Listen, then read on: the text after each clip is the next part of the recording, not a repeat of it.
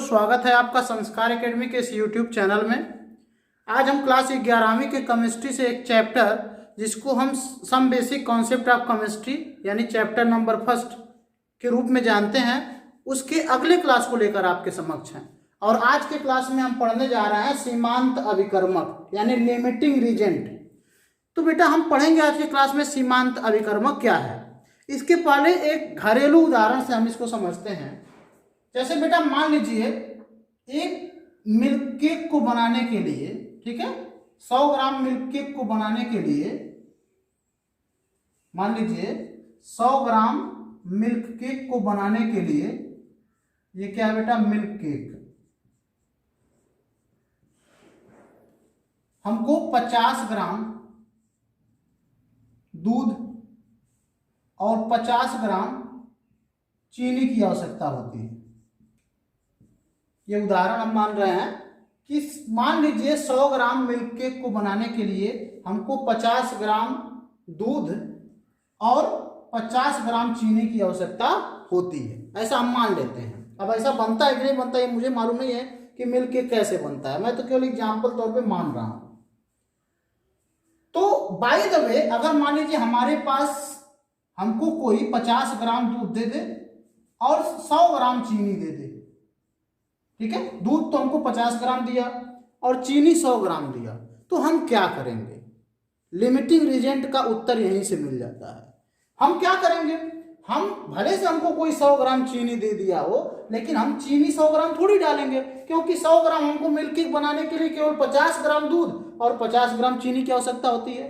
हाँ, अगर दूध भी 100 ग्राम होता तो हम 100 ग्राम चीनी डालकर उसमें 200 ग्राम मिल्क केक बना लेते। लेकिन दिक्कत यह है कि एक पदार्थ कम है और एक पदार्थ ज्यादा है, आवश्यकता जितनी होनी चाहिए उससे ज्यादा है। 50 ग्राम दूध के लिए केवल 50 ग्राम चीनी की आवश्यकता है, तो 100 ग्राम हम क्या करेंगे?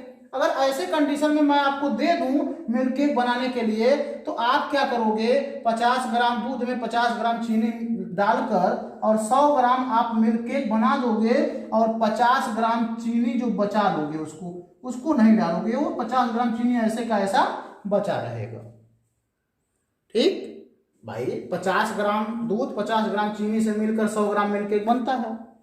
तो अगर हमारे पास 100 ग्राम चीनी होगी तो हम ऐसा थोड़ी कि 100 ग्राम चीनी डाल देंगे, हम 50 ग्राम दूध, क्योंकि हमारा जो रेशियो उसको तो नहीं गड़बड़ करना है, 50 ग्राम दूध में केवल 50 ग्राम चीनी डालेंगे और इस प्रकार 100 ग्राम हमारा मिल्क केक बन जाएगा और 50 ग्राम चीनी हम बचा लेंगे।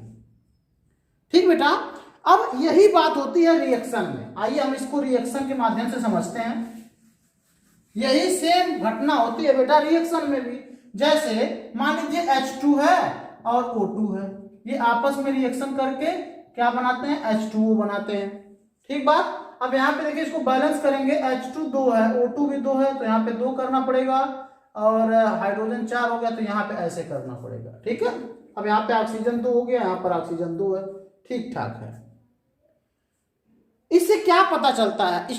स्टोकियोमेट्रिक में हमने पढ़ाया था आपको कि यहां पे 2 मोल हाइड्रोजन है, 2 मोल H2 रिएक्शन करता है 1 मोल ऑक्सीजन से, 1 मोल O2 से, तो बनता है 2 मोल जल, 2 मोल जल बनता है। 2 मोल H2 रहेगा और 1 मोल O2 रहेगा, तो बनेगा 2 मोल जल। ठीक है बेटा। अब अगर मान लो हमको 2 मोल केवल H2 दे, कोई भी हमको 2 मोल H2 दे दे और 2 मोल हमको ऑक्सीजन दे दे, 2 मोल O2 दे दे, तब हम क्या करेंगे? कोई हमको मान लीजिए 2 मोल H2 दे दे और 2 मोल ऑक्सीजन दे दे, तो क्या, तो ऐसा थोड़ी है कि हम, जब आप जानते हो कि 2 मोल H2 को केवल 1 मोल ऑक्सीजन की जरूरत है, राइट, हमारा H2 तो 2 ही मोल है ना, उससे ज्यादा तो है नहीं, तो ऑक्सीजन को कितनी आवश्यकता होगी? केवल 1 मोल ऑक्सीजन की आवश्यकता होगी और तभी आपका 2 मोल जल बनेगा। ऐसे कंडीशन में क्या होगा कि यह अभिक्रिया करना तो स्टार्ट करेगा, ठीक है, यह जो है H2 ऑक्सीजन के साथ अभिक्रिया करना स्टार्ट करेगा, करता रहेगा करता रहेगा करता रहेगा, और जब इसके 1 मोल के साथ, भाई इसको 2 मोल को 1 ही मोल की आवश्यकता है ना, जब इसका 1 मोल इसके साथ अभिक्रिया कर लेगा तो ये H2 खत्म हो जाएगा, क्योंकि आप देखते हो 2 मोल H2 1 मोल ऑक्सीजन के साथ खत्म हो जाता है। तो 2 मोल H2 यहाँ 1 मोल ऑक्सीजन के साथ क्रिया करते हुए खत्म हो जाएगा, लेकिन 1 मोल ऑक्सीजन अभी बचा रहेगा, उसको हम वो थोड़ी अभिक्रिया में भाग लेगा, क्योंकि तब तक तो भाग लेने के लिए H2 खत्म हो चुका रहेगा, क्योंकि 2 मोल H2 केवल 1 मोल ऑक्सीजन से क्रिया करता है।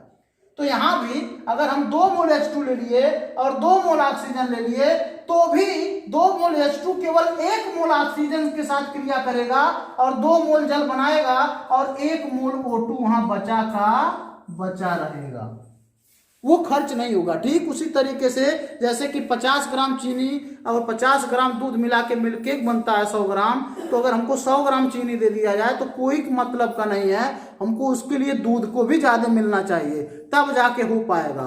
उसी तरीके से जब 2 मोल H2 1 मोल ऑक्सीजन के साथ क्रिया करके 2 मोल H2 बनाता है, तो अगर हमको 2 मोल ऑक्सीजन 2 मोल H2 के साथ दे भी दिया जाएगा तो हमारे किसी मतलब का नहीं है, हमारा 1 मोल ही ऑक्सीजन के साथ 2 मोल H2 ही 1 मोल ऑक्सीजन के साथ क्रिया करेगा और 1 मोल O2 बचा रहेगा वैसे, क्योंकि उससे क्रिया करने के लिए फिर हाइड्रोजन हमारे पास नहीं है, हमारे पास केवल 2 मोल हाइड्रोजन था और वो 1 मोल O2 के साथ क्रिया करके खत्म हो चुका है। तो इस अभिक्रिया में आप क्या देख रहे हो, ये 2 मोल पहले खत्म होगा, यानी H2 पहले खत्म होगा। क्यों? क्योंकि O2 तो 2 मोल था और 2 मोल H2 को केवल 1 मोल O2 की आवश्यकता थी, तो ये इससे अभिक्रिया करते करते ये पहले खत्म हो जाएगा, जबकि ऑक्सीजन बचा रहेगा। और जो पदार्थ जो यौगिक पहले खत्म होता है उसी को हम कहते हैं सीमांत अभिकर्मक, लिमिटिंग एजेंट, लिमिटिंग रीजेंट। अब देखिए मैं इसको पढ़ के भी बताता हूं। कहता है यदि कोई अभिक्रिया 2 अथवा 2 से अधिक अभिकारकों के बीच, देखिए यदि कोई अभिक्रिया 2 अथवा 2 से अधिक अभिकारक, इनको क्या कहते हैं अभिकारक, अभिकारकों के बीच हो रही है तथा इसमें इन अभिकारकों की मात्रा भिन्न भिन्न है। देखो अभिकारकों की मात्रा भिन्न है, यहाँ पे 2 मोल है, यहाँ पे 2 मोल है, तो लग है कि हम एक ही कितना लिए हैं, लेकिन अलग अलग मात्रा है।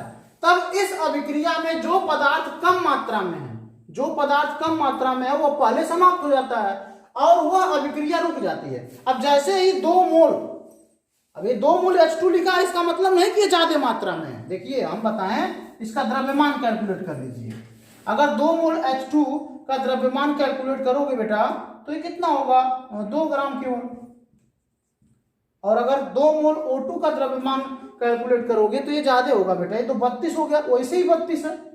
ठीक है, यहाँ पे 2 मोल है तो यहाँ पे समझ लीजिए 4 है, 4 ग्राम है भाई। H2 का 2 और 2 मोल है तो 2 बार है तो 2 दूना 4 हो जाएगा। यहाँ पे 32, अगर इसका भी 2 मोल लोगे तो 64 ग्राम होगा। तो इसमें मात्रा भिन्न भिन्न है ना, और जो कम मात्रा वाला पदार्थ है वो जल्दी समाप्त हो जाएगा। ये कम मात्रा वाला पदार्थ है, जल्दी समाप्त हो जाएगा, ऑक्सीजन तो बचा रहेगा। तो वही कहता है कि जो पदार्थ कम मात्रा में है वो अभिक्रिया में जल्दी समाप्त हो जाएगा और वह अभिक्रिया रुक जाती है। ऐसा होने के बाद ये अभिक्रिया रुक जाएगी, क्योंकि अब अभिक्रिया होने के लिए हाइड्रोजन है ही नहीं, तो अभिक्रिया फटाक से वहीं रुक जाएगी। जैसे ही 2 मोल हाइड्रोजन 1 मोल ऑक्सीजन के साथ क्रिया किया, एक तो एक्स्ट्रा बचा हुआ है, जैसे ही 2 मोल हाइड्रोजन 1 मोल ऑक्सीजन के साथ क्रिया किया, हाइड्रोजन की मात्रा खत्म हो जाएगी और ये अभिक्रिया रुक जाएगी, जबकि अभी हमारे पास 1 मोल ऑक्सीजन बचा हुआ है। तो ये कहता है वह पहले समाप्त हो जाता है और अभिक्रिया रुक जाती है, जबकि अन्य अभिकारक वहां उपस्थित रहते हैं, जबकि ये अन्य अभिकारक अभी बचे हुए हैं। वह अभिकर्मक जो पूर्णतः समाप्त होता है उसे ही सीमांत अभिकर्मक कहते हैं। तो यह अभिकर्मक पूर्णतः समाप्त हो गया, इसी को हम क्या कहते हैं, सीमांत अभिकर्मक। बात समझ में आई बेटा? यानी कि हमको जितने चीनी की आवश्यकता है उतना ही चाहिए, अगर अधिक रहेगा तो वो बचा रहेगा। एक और उदाहरण के द्वारा आपको समझाते हैं। जैसे बेटा मान लीजिए N2 है और H2 है, N2 और H2 रिएक्शन करके क्या बनाते हैं, NH3 बनाते हैं, ये आप भी जानते हो। N2 H2 के साथ रिएक्शन करता है, NH3 बनाता है, अमोनिया बनाता है। अब इसको बैलेंस कर लेते हैं, तो H2 2 है, यहाँ पे 2 से गुणा करो, यहाँ 3 से गुणा करो, बराबर हो गया। अब देखो यहाँ पे क्या देख रहे हो कि 2 मोल N2 3 मोल H2 के साथ अभिक्रिया करता है और 2 मोल अमोनिया बनाता है। ठीक है, अब मान लो हमको कोई दे दे 2 मोल N2 दे दे, 2 मोल N2 दे दे और 6 मोल हमको H2 दे दे। 2 मोल N2 दे दे, 6 मोल H2 दे दे। अब कहे अमोनिया बनाओ, तो आप जब जान रहे हो कि 2 मोल N2 को केवल 3 मोल H2 की आवश्यकता है, तो चाहे 6 दे दे चाहे 8 दे दे, 2 मोल के साथ हमारा केवल 3 ही मोल खर्च होने वाला है, ठीक है। और उसके बाद 3 मोल ये बचा रहेगा एक्स्ट्रा में, बाकी 2 मोल NH3 बनेगा। हाँ, अगर N2 और मिल जाए कहीं से, तब ये बचा हुआ जो H2 है उसके साथ फिर रिएक्शन करने लगेगा और फिर अमोनिया बनने लगेगी। तो इसमें क्या सीमांत अभिकर्मक है N2? क्यों? क्योंकि ये पहले समाप्त हो जा रहा है, यह बेटा सबसे पहले समाप्त हो जा रहा है, क्योंकि 2 मोल N2 को 3 मोल H2 की आवश्यकता थी, जबकि H2 अभी 6 मोल है आपके पास, तो N2 पहले समाप्त होगा। जैसे ही 3 मोल के साथ रिएक्शन किया, N2 की मात्रा खत्म, तो N2 तो खत्म हो गया पूरी तरीके से, H2 बचा रहेगा। तो क्या कहा है, वह अभिकर्मक जो पूर्णतः समाप्त हो जाता है वही क्या कहलाता है बेटा, सीमांत अभिकर्मक। यानी कि N2 क्या है यहाँ पर, सीमांत अभिकर्मक है। उम्मीद करते हैं समझ में आया होगा, इसको आप नोट कर लीजिए। अब हम इसके लिए एक एग्जाम्पल देते हैं, क्वेश्चन के माध्यम से आपको समझाते हैं।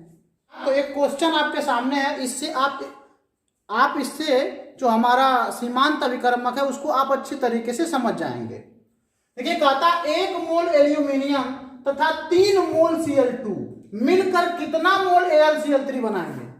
1 मोल एल्यूमिनियम 3 मोल Cl2 के साथ मिलकर, यानी क्लोरीन के साथ मिलकर कितना मोल AlCl3 बनाएगा। तो आइए देखते हैं बेटा, यहाँ पे हमने समीकरण लिख दिया, Al + Cl2 = AlCl3, ठीक है बेटा, क्योंकि एल्यूमिनियम में कौन सा होता है, +3, तो इसको हमने बैलेंस भी कर दिया है। और बैलेंस करने से हमको बहुत सारी सूचनाएं मिलती हैं। स्टोकियोमेट्रिक कैलकुलेशन तो आपने पढ़ ही लिया है।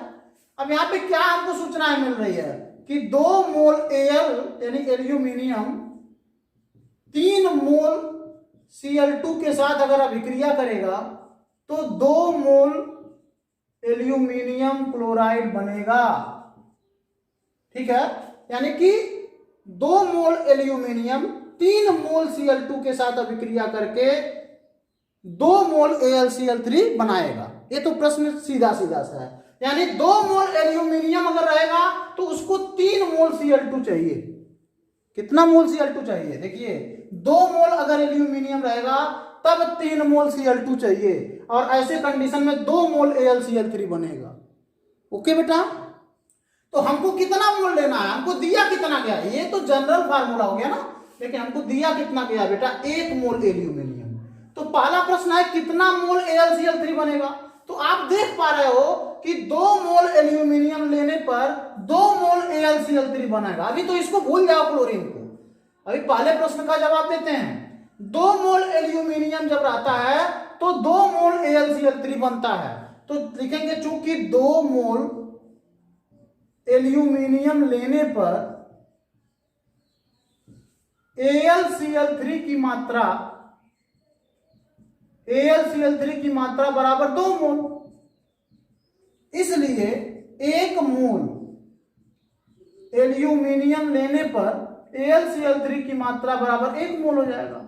अरे भाई, जब 2 मोल Al ले रहे थे एल्यूमिनियम तो 2 मोल AlCl3 बन रहा था, तो जब 1 मोल एल्यूमिनियम लेंगे तो 1 मोल AlCl3 बनेगा, AlCl3 बनेगा, सीधा सा जवाब है।